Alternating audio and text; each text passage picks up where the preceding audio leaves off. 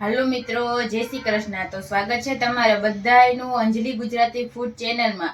તો આજે આપણે બનાવશું લાલ મરચા, લીલા મરચા અને લસણ ધાણાની ચટણી, એકદમ ટેસ્ટી એવી। તો જો આપણે એના માટે આપણે આ લાલ મરચું લીધું છે અને 7 થી 8 જેટલા આપણે આ રીતના થોડાક તીખા ને થોડાક મોડા મરચા લીધા છે। આ ધાણા ભાજી છે, એકદમ દેશી। આ રીતે આપણે થોડી દાંડલી હોય એ પણ આપણે સુધારી લીધી છે અને એક ટુકડો આપણે આ આદુનો છે એને પણ કાપી લીધો છે અને 2 થી 3 ગાંઠિયા જેટલું આપણે આ લસણ છે એને આપણે આ રીતે કટ કરી લીધું છે। અને આ છે આપણે થોડાક સિંગદાણા, થોડીક એમાં 1.5 ચમચી જેટલી ખાંડ છે, મીઠું છે, લીંબુ ને હળદર જોશે। તો આપણે પહેલા આ મરચાને સુધારી લેશું। તો જો આપણે આ ખાંડણી લઈ લીધી છે, એમાં જ આપણે આ સીધા મરચા કટ કરી લેવાના છે।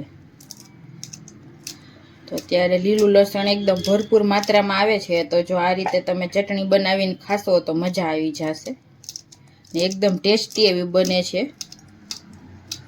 જો આપણે બહુ તીખાઈ નહીં ને બહુ મોડાઈ નહીં એવા આપણે મરચાં લેવાના છે। જો એકદમ તાજા મરચાં લેવાય એટલે એકદમ ચટણી આપણી મસ્ત બને।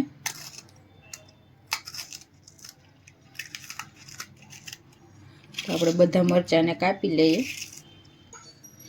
તો જો આપણે બધા મરચાંને સુધારી લીધા છે, તો હવે આપણે એમાં સિંગદાણા એડ કરી દેશું અને આ બેને આપણે પહેલાં થોડું ખાંડી લેશું, પછી બધું એડ કરી દેશું ને તો આ સિંગ બી લાગમાં ન આવે, એટલે પહેલાં આને આપણે એકદમ સરસ ખાંડી લેશું।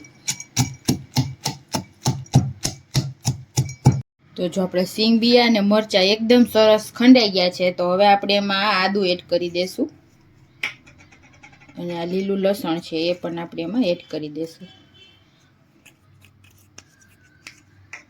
હવે આપણે એમાં ખાંડ એડ કરી દેશું, સ્વાદ પ્રમાણે આપણે એમાં મીઠું નાખવાનું છે,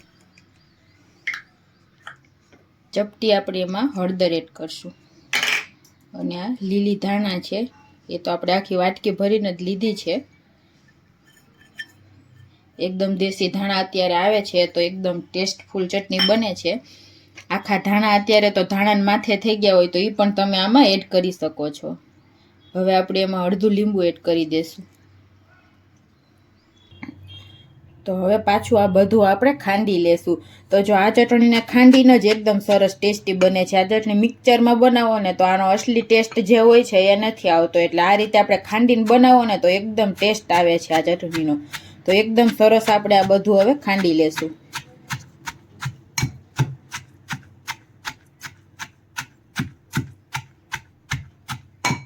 તો જો આપણી ચટણી મસ્તની એકદમ સરસ ખંડાઈ ગઈ છે, તો જો તૈયાર થઈ ગઈ છે। તો જો આપણે આ રીતે એકદમ સરસ આ રીતે આને ક્રશ કરી લીધી છે, ખાંડી લીધી છે, તો તૈયાર છે। તો તૈયાર છે એકદમ ટેસ્ટી એવી લાલ લીલા મરચાં અને લસણની ચટણી। તો ચાલો આપણે આને સર્વ કરી દઈએ।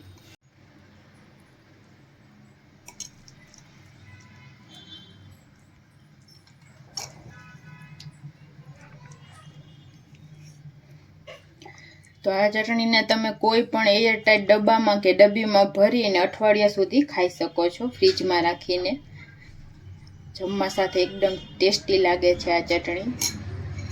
તો તૈયાર છે મિત્રો આપણા એકદમ ટેસ્ટી લીલા લસણ અને મરચાંની ચટણી। તો જો તમને અમારી આ રેસીપી પસંદ આવી હોય તો અમારા વિડીયોને લાઈક કરજો, શેર કરજો અને અમારી ચેનલને સબસ્ક્રાઈબ કરી લેજો। Thank you.